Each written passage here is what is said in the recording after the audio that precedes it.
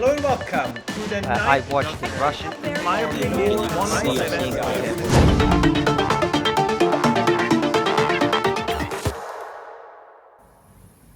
Hello and welcome to the newest episode of the Brussels Signal podcast.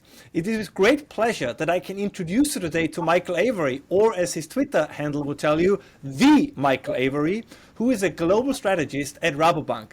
Now, I have a confession to make. Michael is an expert on markets, economic policy and economic statecraft, and I, over the last couple of days, have become an expert on Michael Avery. I think I have, as much as possible, read everything I could get my hands on, and I've listened to every podcast you were on, and I've learned so much. From now on, every time I write an article, I would actually have to give you the copyright, because so much of the things you said and that you've written influenced it, that sometimes I say I'm on the verge of plagiarism, but not yet full plagiarism. I always say at least once in every article, as Michael Avery has pointed out. So I'm very glad that today I can give you the opportunity, and our listeners and viewers, to meet the man behind the curtain in reality. So Michael, welcome to the show. Thank you very much, and I am both flattered and intimidated in equal measure, because now I have to try and remember everything I've written over the past couple of months and not embarrass myself by not having remembered what I've done. But well, thank you very much. They do say that flattery is the highest form of intimidation. So here you go. I want to begin with a point that you made several times that I find very interesting and I think lays out the land very nicely for what's currently going on. Can you explain to our listeners, in your view, what's the difference between economic policy and economic statecraft? Because I think this is one of the arguments that you have been making in the past quite eloquently. Okay, let me try and reword what I've said before to maybe a more European sentiment, if I may. And I say it with much love, but with tongue in cheek. Economic policy is to be like a European and to think that every tool you have in front of you has an economic target. For example, interest rates are about inflation and or unemployment. FX policy is about letting the market set the rate, etc., etc. Fiscal policy is about trying to get budget deficits back to some fantasy figure, which apparently matters more than any other figure. That's economic policy. Economic statecraft is how everyone else in the world thinks, which is how do we take those tools and use them to make our country great again, or to do something with them in the national security or foreign policy sphere in a contested and very often zero-sum environment. So, for example, what can I do with an interest rate that benefits me and does not benefit that person over there? What can I do with an exchange rate policy that's to my benefit and not to theirs? What can fiscal policy do for me in the broadest sense in terms of what I'm trying to do with my economy, rather than just meeting an arbitrary number like 0 or -3 or whatever? What am I actually trying to do? And it sounds really obscure, and I cannot begin to emphasize how important the difference is. And we see that all around us, particularly in terms of how Europe is waking up and quite shocked at what it sees in the world around it, and everyone else seems to be adapting a lot more quickly. When we talk about what's beneficial, I'm always wondering, I mean, in a certain way, you've also written quite eloquently about what is commonly called the liberal world order. First of all, how would you describe that liberal world order? And didn't it, which you also argued in some of your articles, did it work for a majority of the people, or would you say it did not work for a majority of people? So should we lament the hypothetical end of the liberal world order, or is it something that we should welcome? I think it depends where you're standing, but the first thing to do is to try and define it, and it's rather arbitrary and rather abstract. And ironically, the first thing you have to say is that the liberal world order wasn't very liberal. It didn't apply to the whole world, and it didn't actually contain that much order. But within the long run historical spectrum, it was as liberal and as global and as orderly as we have ever managed to get. And it was effectively a US-centric set of institutional rules and regulations, which were largely pro-market, with a few softer edges in developed economies in particular to keep the population happy, but where generally speaking everyone could do business in one country, knowing that there were relatively low barriers to then trading or interacting with economies on the other side of the planet. So effectively one level playing field with a generally accepted set of rules, even if there was a little bit of cheating here or there. Did it work? Well, first of all, as I said, in the long run of history, it didn't work for very long. So saying something worked is like saying, I can hold an incredibly heavy weight over my head for about 2 seconds and then I collapse on the floor. Have I done it? Yes and no. Maybe I broke my back doing it and it wasn't worth doing. And in the long run of history, it didn't last very long. We have periods of hundreds of years of various different paradigms. And actually, the full global version of the liberal world order really kicked in at the end of the Cold War, which I still remember vividly as a young man. So we're only talking a few decades and it's already collapsing. Prior to that, of course, the whole world was not involved. 1/3 of the world was communist and simply not involved. The other third were literally called the third world or the developing world, whatever you wanted to call them, the non-aligned movement. And they were in their own separate bucket. So it was never everybody. And prior to World War II, it was European empires that really, ran the shop globally, again, with a very neoliberal economic structure. But, try telling that to the colonies in Asia or Africa, for example. And that's not how it felt to them. And before that, in Latin America. So did it work? It worked brilliantly for a lot of people. And it worked terribly for a lot of people. And I think if you stand back and look, you can say it was possibly the best we could have achieved. It made a lot of people very rich. It made us certainly more cosmopolitan and more integrated, but it left an enormous number of people behind. And for that reason, and several others, it seems to have had a built-in time limit. And again, I'm someone who was predicting this years ago, that history doesn't have a finishing point. It keeps going. And if you leave enough people behind within each country, which we certainly have, and you leave enough countries behind within that system, which we certainly have, in terms of who's running a trade surplus and who's running a trade deficit, and if you also at the same time undermine the security umbrella in the US, which keeps that entire order in place because of those trade deficits, which deindustrialize the US, because of that polarization, which has more and more Americans thinking what's in it for me, then yes, the system will collapse. And that's pretty much what we're seeing now, I believe. Do you think the assessment by Donald Trump is accurate? On one hand, as you mentioned, the global system as it existed was very US-centric, but it's now the very same US that claim in form of the current administration that they, and I'm quoting, have been ripped off, that they have been not the beneficiaries, but the victims of this world order. Do you think, as you already described, that this is accurate, or is as so often the truth somewhere in the middle, that some parts of the United States profited very heavily from this world order, whereas other parts of the population, keyword deindustrialization, were actually suffering under it? Well, my view has been this all along, and I'll stand by it, even though people have passionate opposing views, which very often speak to their own interests. And in fact, I'm a bit of a class traitor in mine, that I argue a view which is, not in my own vested interests, as it were, which I think generally is a sign of more intellectual honesty or madness, one or the other. But if you were in the right class, in the right part of the US, of course you did well. If you were long assets and you were on the coasts, and you were in finance or tech, it's been a marvelous, marvelous period for you. Why would you ever imagine anything else? And if you were in traditional industries in flyover country in the US, it's been a long slide down into Brazilification and or socioeconomic statistics, which are starting to look like the breakup of the Soviet Union, with child mortality soaring and life expectancy collapsing. So we don't have enough press until recently arguing that other counterpoint, which is, what about all these people left behind? And the traditional model was always, well, of course, there'll be some kind of magical compensation in the system, which, neoclassical and neoliberal economics always manages to fantasy up out of thin air and is never actually delivered. So, yeah, some people certainly would say the Americans were not ripped off, that they benefited mightily from it. And an awful lot of Americans, and clearly enough to win 2 elections, said, no, we are being left badly behind by this, and this system, with the US holding the whole thing up, is no longer in our interest. And evidently we're all dealing with that fallout. I mean, as you assess, I think that's a very good assessment of the problem and the tensions that arose from it.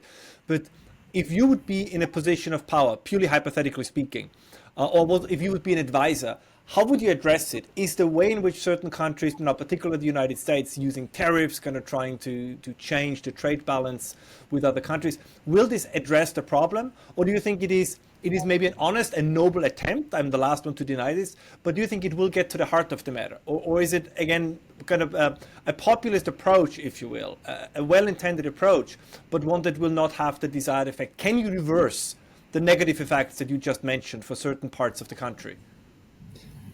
Okay, again, I don't take a normative approach on what anyone should or shouldn't do. So you're asking me the question as a hypothetical, I hope, rather than Yes, a, purely. you know, than a bandwagon. Well, my view is this, that first of all, we have to flip the question round, which is to say, what if we do nothing?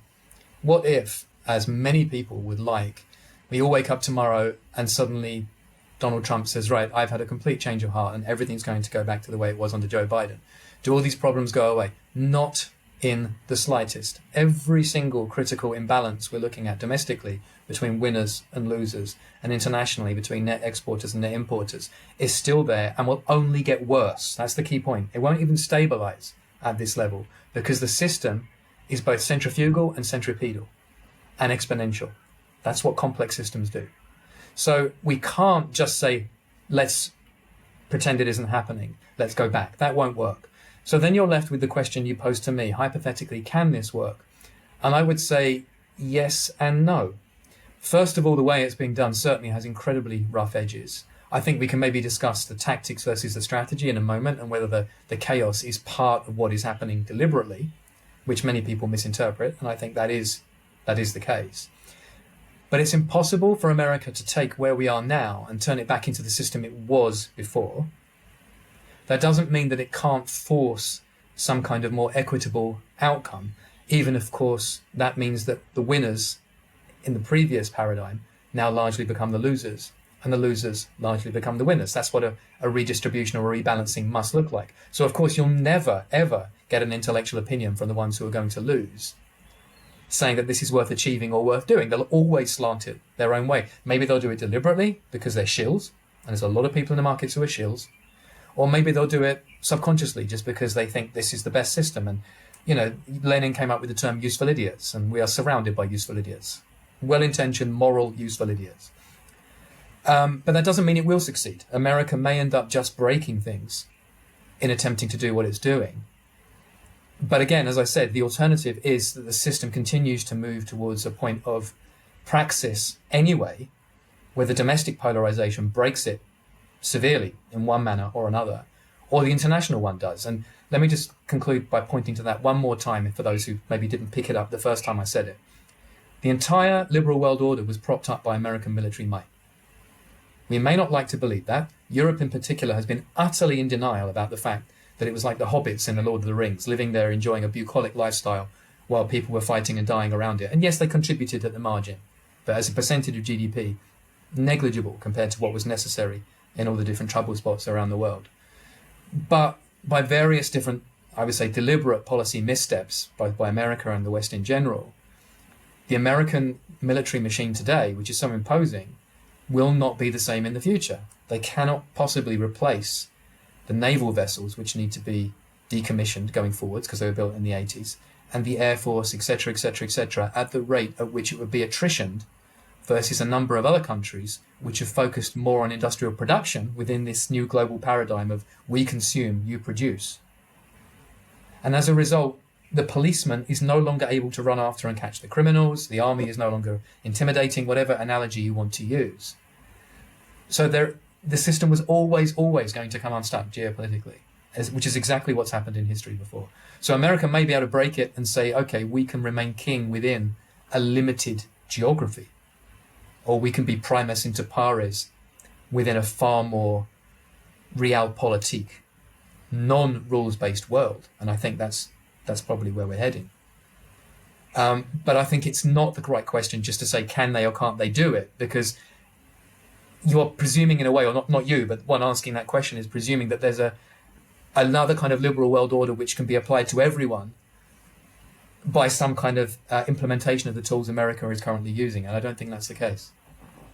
Without sounding too much like a pundit, but would it be fair to summarize this a little bit as saying that what the United States currently is doing is not so much causing the change, but trying to preemptively react to a tendency, a change that would come anyways, as you just described, because there are certain structural forces, now we sound almost like Marxists, because there are certain structural forces that apply.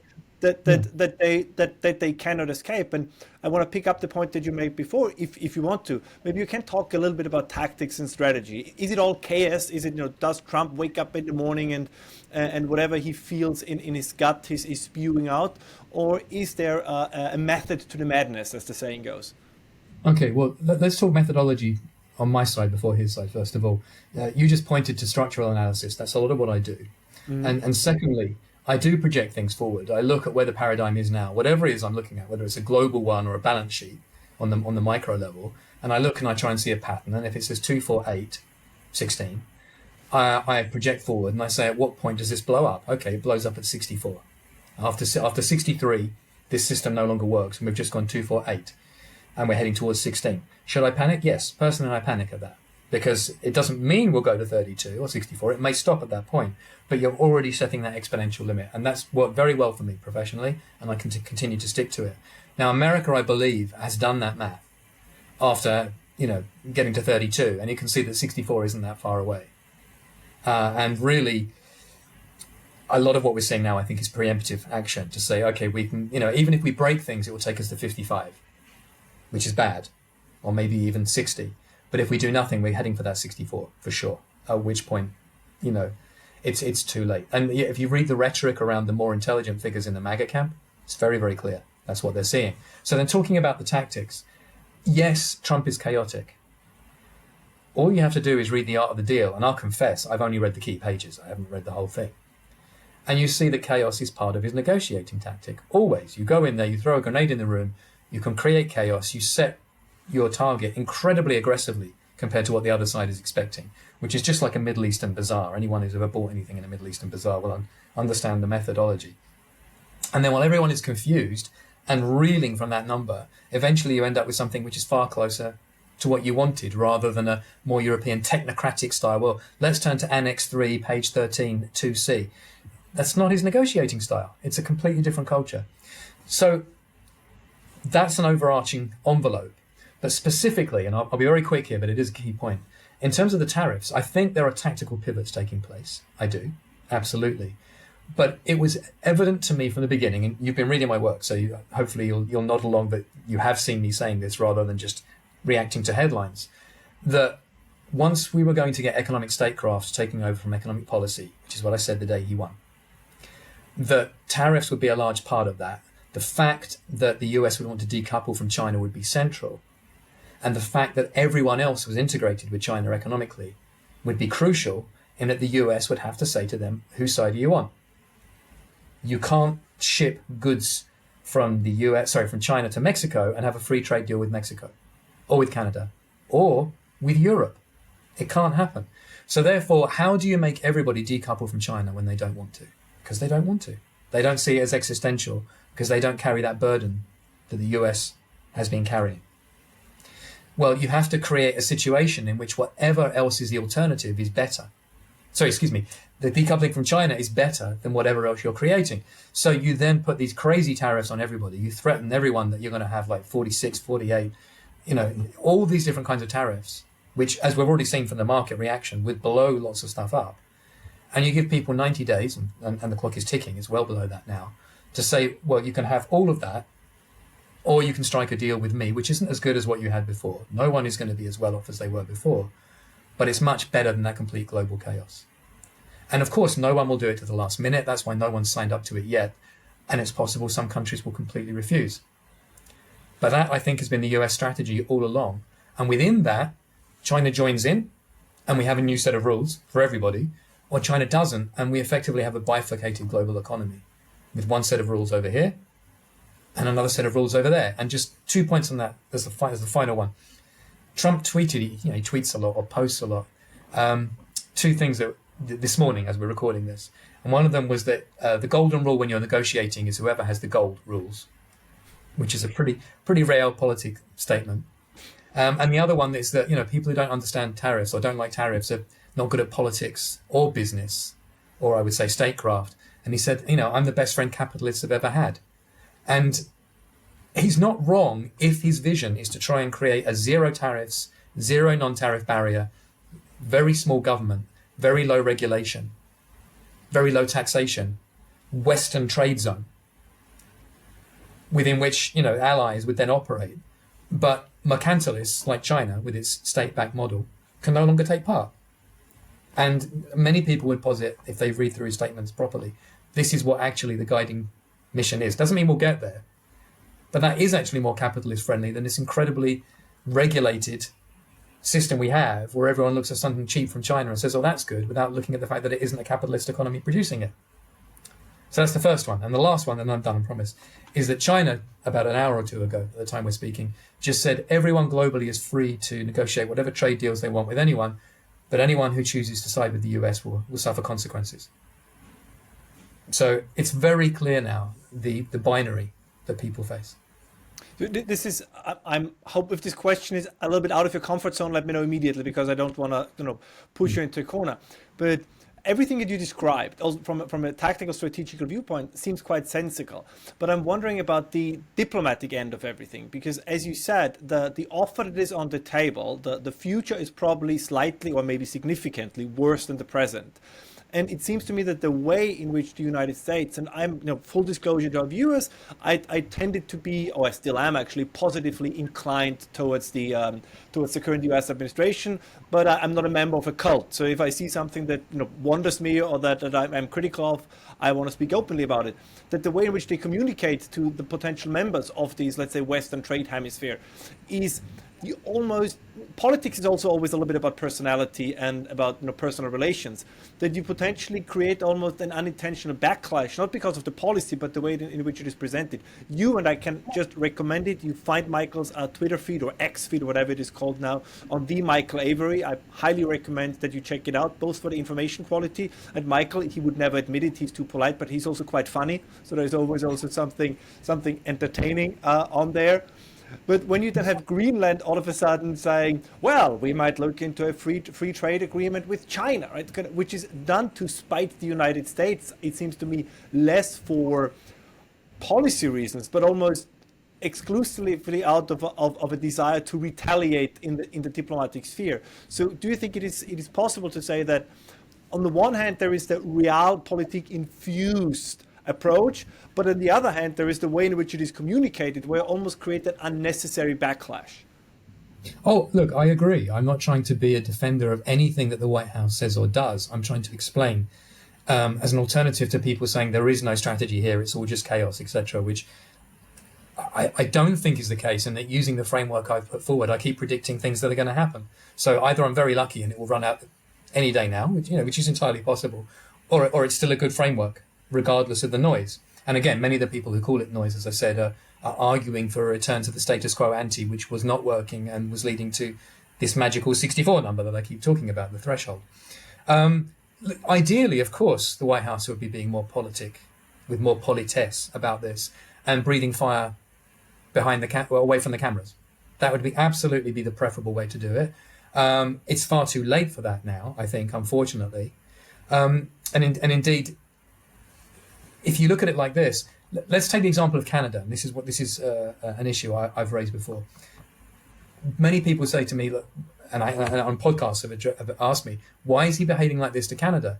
And my point there is, look, again, I would much rather it had been done differently, but I don't make the rules. I'm just describing what I see. But having started down that path, what Trump is effectively asking of Canada, and to be blunt, of Europe too, in a different way, is something which no elected European leader will ever agree to, or almost none, and no Canadian leader would.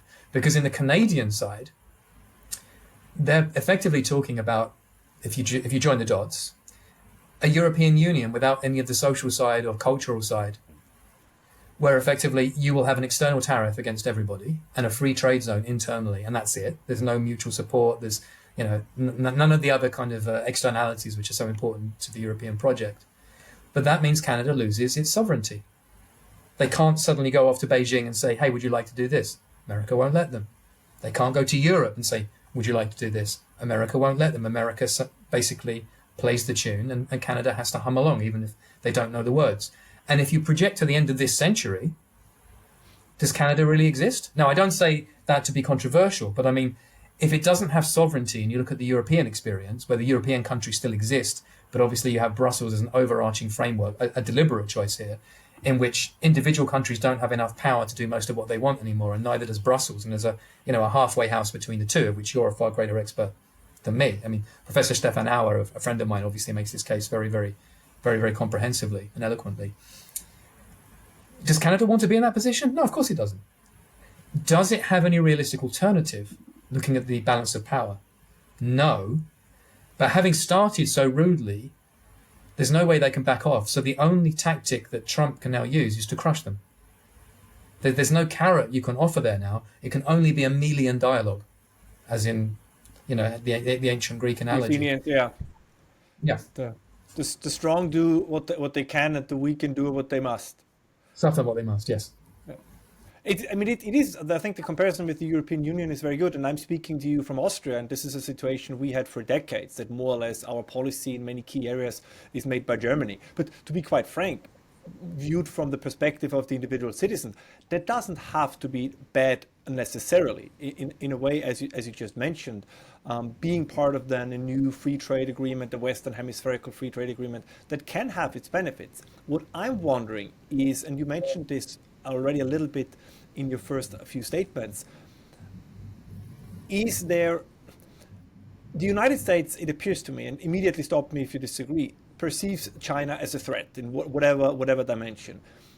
I'm wondering if the Europeans do. I think there really is the absurdly, and you mentioned this before, that history does not end, but that does not mean that certain parts in the globe don't try to behave as if it ended. And this still seems to me a little bit the European approach, that the European approach is a little bit, why can't we also leave us all alone in the political realm, and let's all work together in the economic realm. And that seems to come to an end. And I'm not sure, and you mentioned this already a little bit, if particularly also within the European population, you can say there's a realization in the realm of politics, Friedrich Merz at the end of the debt break and at least the attempts of rearmament. But if you look at the public reaction to it, it is not overwhelmingly, but not particularly positive. And the only parties that gain in the polls are actually parties that are against rearmament, that are against a belligerent stance vis-a-vis China and vis-a-vis Russia. So I'm wondering, will the Europeans wake up in time, I guess is my question.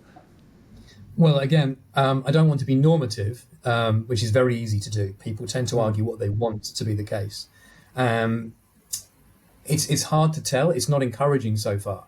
And the argument that I've made is that, well, twofold. First of all, a lot of the radical changes that we've seen in Europe, we again predicted. I don't know if you read the piece we did on Europe's Achilles heels from around 2 years ago, where we predicted what would be in the Draghi speech when that came out, except we thought that the governments would be saying they had to spend the money rather than the private sector. This being Europe, of course, there's a fantasy private sector which will do things which don't make a profit, which the government doesn't by some magic mechanism. But, every society has its own magical beliefs. And prior to that, we'd put a piece out showing what Europe looks like in a more geopolitical world where it can't just export to everyone, but it has to import at a very high price because everyone squeezes it on energy and defense. And all of Europe starts to look like Greece during the Euro crisis, effectively. Very high inflation, very low euro, very high unemployment, deindustrialization, sustained trade and current account deficits, and young people leaving. So that at the time was considered very radical. But you can see that a lot of these steps were absolutely available to see if you projected forward using this same 2468, 1632 methodology I described. If you look at Europe today, what worries me is you have two extremes, both of which I think utterly fail to take account of realpolitik. The first one is let's go sovereign autonomous. Strategic autonomy. And strategic autonomy in a world in which Europe is critically integrated with the US and China and thinks somehow it can manage to decouple from both at the same time is very unrealistic.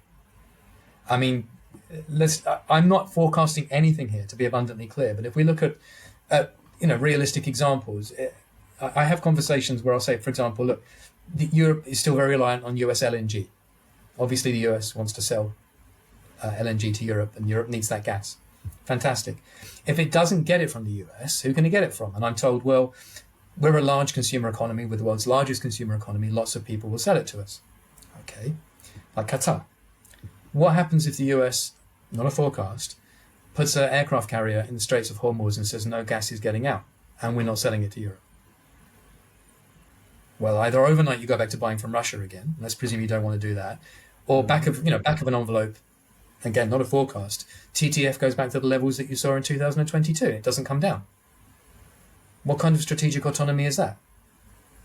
And so people don't like thinking about the fact that there are pinch points and Achilles heels that can absolutely stop them dead in their tracks.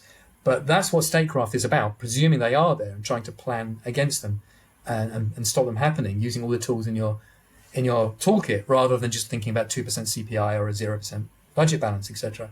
And of course, China has supply chains of a different kind. Europe has absolutely integrated itself, particularly the German and Austrian Central European nexus into the Chinese economy. And you still have German firms lobbying, from what I see in the German financial press, saying let's side with China over the US.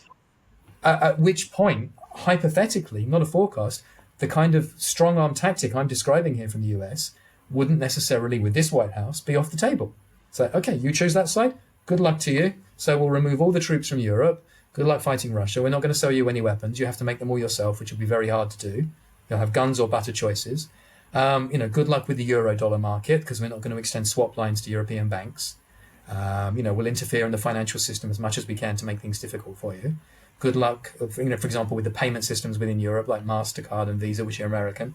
The amount of weapons that America would have, which are not weapons, unless you think in a statecraft sense, is enormous. So so on that level, that really worries me. In that you have strategic autonomy on one hand, and on the other, you have Europe thinking, okay, well, we can make a choice without there being pain. And that there isn't. There is going to have to be a trade-off. It's not just Europe, it's everybody. It's America itself, for that matter.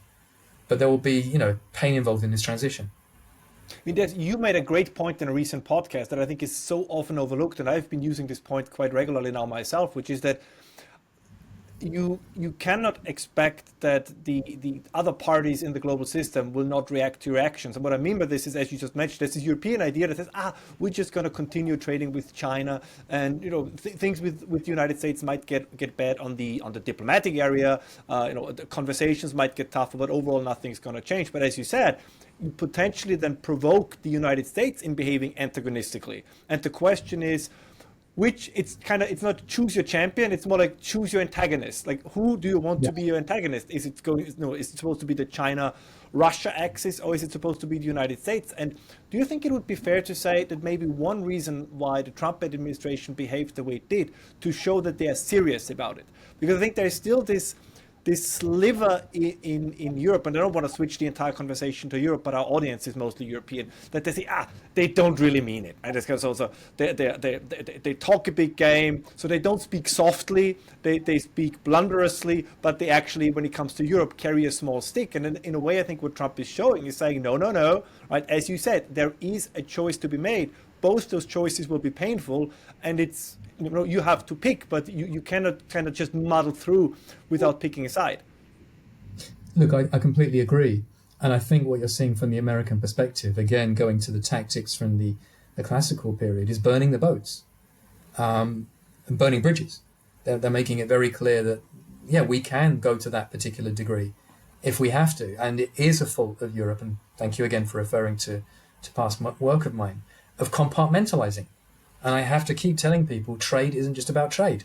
Trade is about defense and energy and finance, and anything you're looking at can be weaponized if the other side wants to make you do something which they see is in their existential interest. And from the American perspective, to put this clearly for a European audience, if Europe sides with China, how that happens with China being the primary prop to Russia, which Europe is apparently, rearming to take on, I do not understand. But this shows the double thing. But let's say Europe goes that route. Do you really think America is going to look at China and some kind of Russian and European détente and say that doesn't threaten us? No way on earth would they look at that and say we will retreat quietly into this good night. Now they may say, well, we can control Greenland, and we can control Canada and Mexico, and we can control all of Latin America, which historically has been something that the Pentagon has considered doing. And so the Western Hemisphere is all ours. You can have the Eastern. But if you look at where physical production is located at the moment, it's not so much in the Western Hemisphere, it's more in the East. And Europe's losing it to the East, but it still has muscle for now. I don't think America would just sit passively by and do nothing. So every decision needs to be made, as you said, I think you summarized it brilliantly. Choose your antagonist, not your champion, and who can hurt you least, and who is more likely in the long run to provide you with future carrots, even at the moment it's all sticks. And I say that to Europe, I say that to Asia, where I'm based, I say that to everyone. I mean, you're also a keen observer of history, and there's something that you once mentioned that strikes me as so often being overlooked, which is that it's always the question, what is the norm and what is the deviation from the norm? And if you look at American foreign policy, I mean, being transactional in their approach, that has been the norm in American history for a long time, from land lease to a basis for destroyers.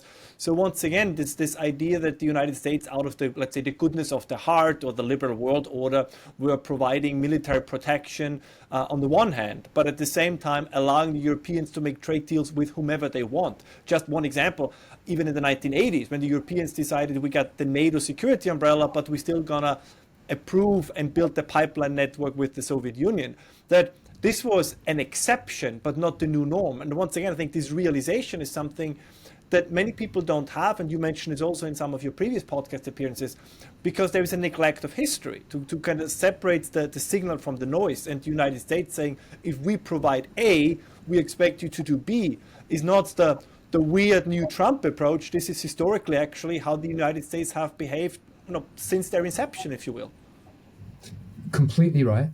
People forget that. They talk about the ugly American while actually loving everything that most of America does in terms of the defense network, the global network that's created so any small country in area A can trade with country B and send its goods by ship and presume pirates won't attack it, and no one will tax it on the high seas the way that used to be the case. They never thank America for that. But I want to take it one stage further. What's wrong with transactionalism? People say that as if this is something bad. I do something for you, you do something for me. What's wrong with that? I simply don't understand this premise that we do things for free. Within European politics, and again, you're more of an expert than me, but I'm a Brit who regards himself culturally as European, who speaks a smattering of European languages and has lived on the mainland in the past. I'm not an islander in that respect. Everything Europe does internally is about transactions. Everything. Always. Whenever there's a comport to be made within the remaining 27, it's always, okay, I do this and I get that. So it's an entirely European concept until it comes to spending real money and actually saying, and maybe it'll be 3% extra of GDP on defense we have to spend, and maybe we have to risk thousands of our boys and girls dying in order to achieve it. And then suddenly this is not acceptable. It has to be done by a committee somewhere without any blood being spilled, when that's not always the case. And historically, it's almost never the case. If we talked about the United States, a little bit of Europe, so for the final segment of our conversation, I want to shift the focus a little bit to China. And what I'm always wondering, so you're currently located in Asia, so you have a much closer look on what's going on. And this might sound like a provocative statement, but I mean it quite sincerely. My issue with systems and regimes like China, and I don't want to make a normative argument, but they are so opaque that. So is China? If one would guess, and just as an educated guess, because as you said, I don't want to put you on the spot, that predictions are risky. But if we weigh the pros and cons, is it a giant on feet of clay, or is it a giant on feet of steel? You have all these people. So one say, okay, China, there's nothing to stop them. They're going to overtake the world. They are the workbench of the planet. They're a steamroller that cannot be stopped. And then you have the other crowd that for now almost 25 years, or even slightly longer, has predicted that A, either there will be a revolution in China and they will become a democracy, or B, that the integration into the global trade system will lead to liberalization from within. That also did not happen. But on the other hand, I think everybody in 1988, if you would have said the Soviet Union will be gone in 4 years' time, everybody would have said you're insane. So how, and I would never ask you to make a prediction, but how strong is China truly, if you want? I know that's a tricky question, so ask it in any way that you are comfortable answering the question. Sure. Well, first of all, let me say that being based in Asia, I'm not going to do a Sarah Palin and say I can see China out my window and that makes me an expert on it. There's enough facetious analysis like that all over the internet. But having looked at this in principle all the way back to 2017, when I was doing research calling for a US-China Cold War and looking at the relative strengths and weaknesses, China is a colossus, absolutely, and it has vast strengths, most of which people understand very intuitively. And of course it has Achilles' heels, as absolutely every entity does. Nothing is ring-fenced from every potential risk. And America is also a colossus with a very different set of strengths and very different set of weaknesses.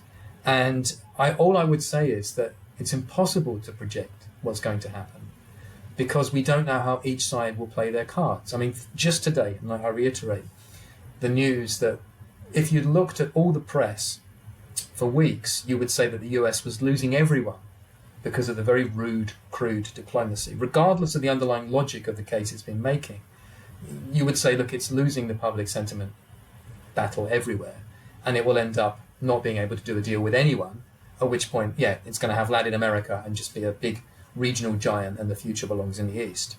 And then today, again, it would depend how people interpret it, but the message from China really was, we have a huge stick to hit you with too, if you think of doing everything with anything with America that hurts our interests, which, by the way, is very often in that country's interests. If you look at European tariffs on EVs, for example, that's exactly what America would have been wanting Europe to do, and more, rather than less. Maybe China, will also play its cards differently to how one might presume, and strengthen America again, so it can swing backwards and forwards. But I can certainly see a realistic set of scenarios, which I can't unpack here, I'm afraid, for time, and maybe a little bit too much granularity, where America can emerge greatly strengthened from what's happening, and China significantly weakened. And I can see realistic scenarios where the opposite is true. But what I can assure you, and this is a key point that I get across to all my clients, is regardless of those two very different potential futures, volatility is absolutely assured. There is no way that either of these two very logical outcomes will happen, and it will move to one or the other before we then get to a new stasis, without markets moving dramatically further than they already have. For people who think, if this is as bad as it can get, everything will go back to normal next week. So is it fair to say that quote unquote, there will now be, we can call it the birth pains of a new order, whatever you want to call it, but that for the time being, a certain amount of chaos will be inevitable as everything is rearranging now. It's we are shaking the kaleidoscope, and before the new picture emerges, it's all gonna seem a little bit fuzzy and all over the place. Exactly. No, we've got the IMF and the GM and the G20 coming up in the next few days, and I expect to see a lot more chaos or kaleidoscope headlines coming out of that. And every single institution that is a legacy part of the liberal world order is going to find itself dismantled or reassembled with a different mission statement. Because unless you have a sea change in America, and you're not going to get a sea change in America, everything else will have to pivot around it. I mean, even the United Nations. What happens if the US stops funding the UN? Okay, maybe everybody else dips their hand in their pocket. It's not that much money. But again, if you read history, how much is this like the League of Nations in the 1920s? If the US leaves, you've got Europe, and Canada and Australia and New Zealand who will be clinging to it, saying, we're liberal world order, and yet the overwhelming majority of other countries in it are not liberal in any way, shape or form. And they would be the one guiding it. So effectively, that would be a fig leaf to a global institution, which would be reflecting voices which have nothing in common with the original kind of liberal Western universal human rights interpretation and spirit of its founding. That's just one example, but every metric you look at can fall into the same camp, whether it's interest rates, whether it's the stock market, whether it's the yield curve, whether it's commodity prices, everything will be dragged into this. One of my last questions it starts out like a normative question, but it is not a normative question.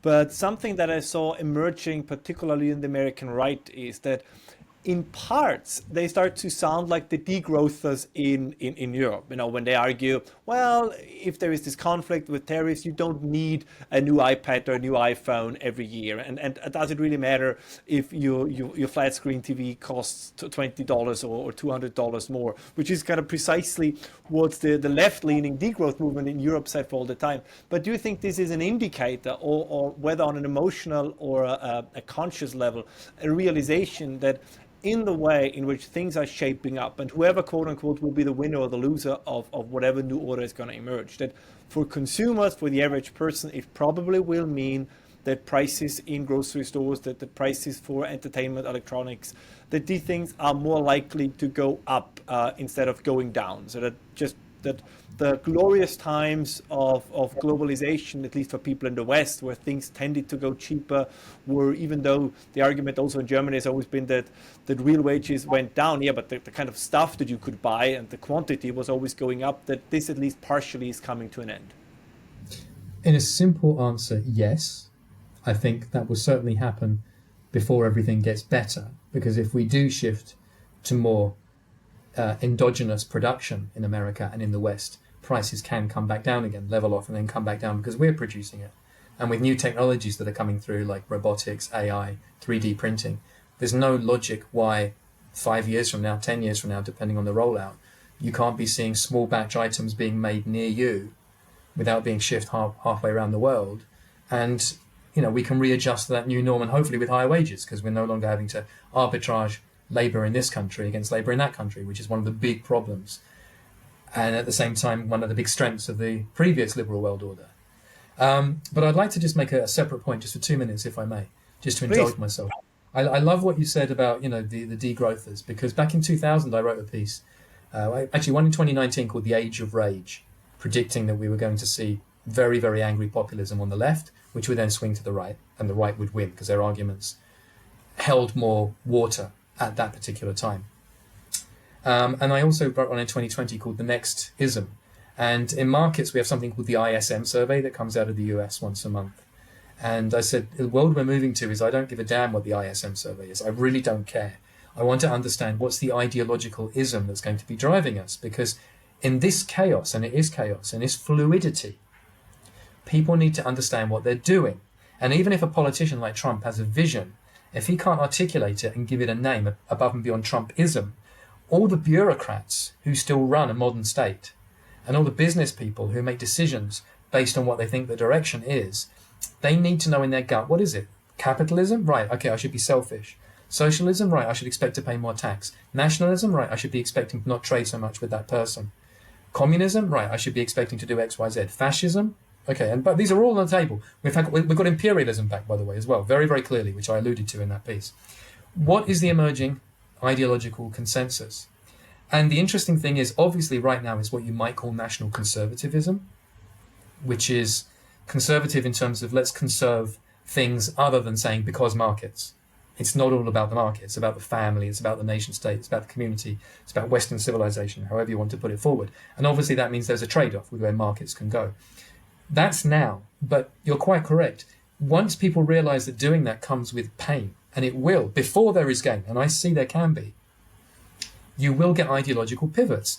The ironic thing is the people who are talking about degrowth, and they are effectively in parts of MAGA, on the other side, the people on the left who are talking about degrowth are suddenly pro-free trade. Yes.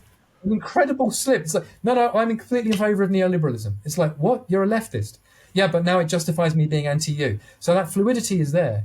And equally, you can see that deeper in the MAGA camp, there are other very, very worrying things absolutely emerging. There's obviously more blood and soilism and some of the, the far extremes, which I do not think in any way represents what's going on in the White House.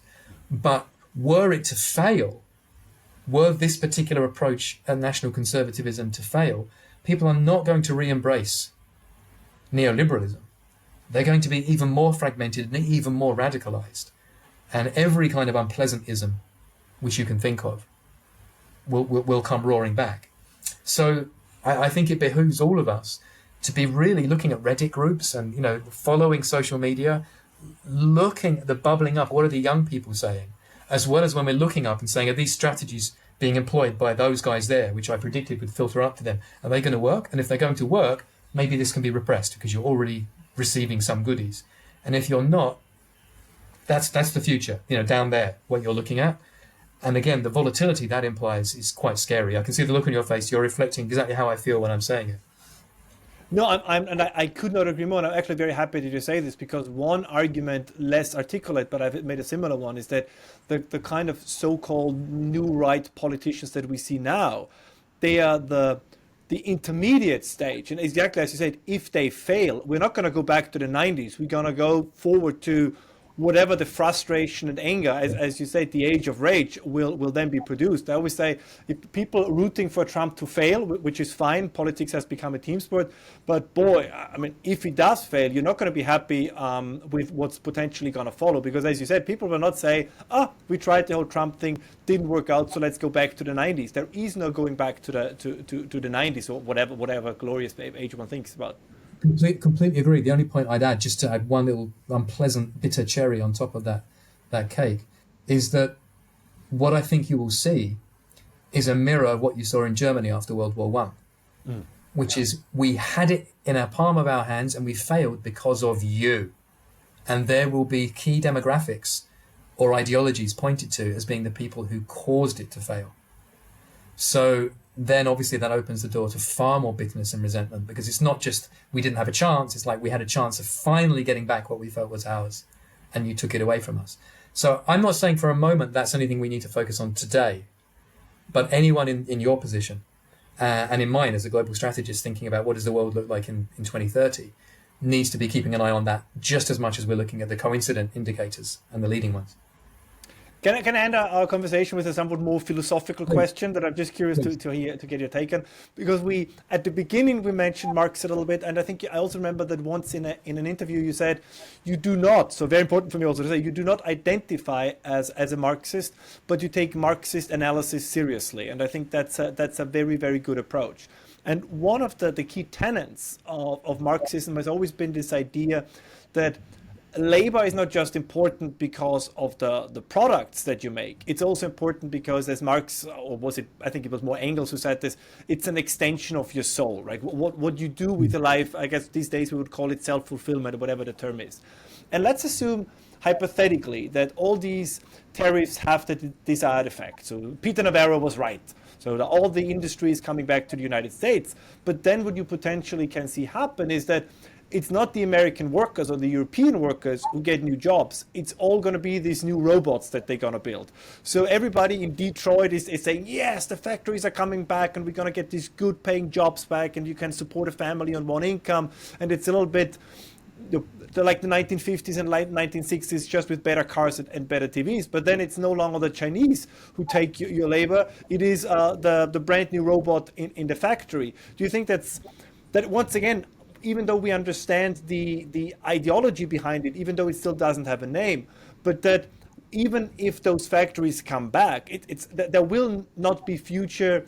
There are these funny memes, I have to admit, that the Chinese are producing, where you see the stereotypical American sewing T-shirts and screwing together cars. That's probably also not going to happen. So as well as the intentions are, robotics and this is also going to play a role. You also mentioned another podcast, a thing that was said by Peter Seihan, right? That robotics sounds interesting, but robots don't consume. And I guess that's a fair point to make. So as a final outlook, what's your gut feeling, or just, if you just speak as a philosopher more than as an analyst, where this could potentially lead us?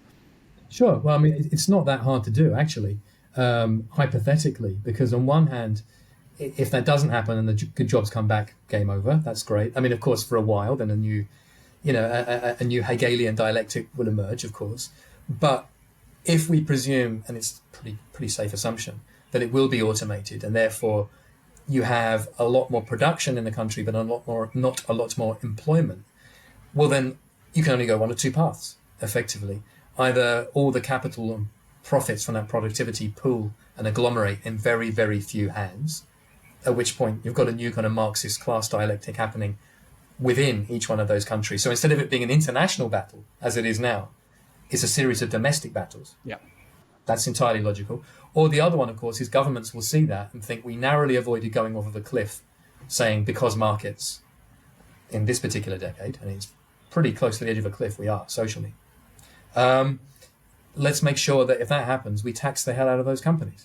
So, they make a decent return, but not the kind of ludicrous returns that they make now, which pushes up asset prices, which, going back to your point about feelings in Germany and Austria about things are getting cheaper, houses aren't.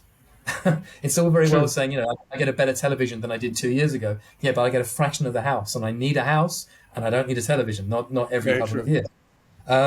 So you can either do it the right way to try and make sure that you ameliorate these imbalances in the system, or you can say because markets, which is what the liberal world order did for generations, because markets, and then watch it all go wrong. And I think that's actually a great place to end, because it's where we came in. That I work in markets, that's my job, but just saying because markets is a perfect way to make sure you blow up, 100%.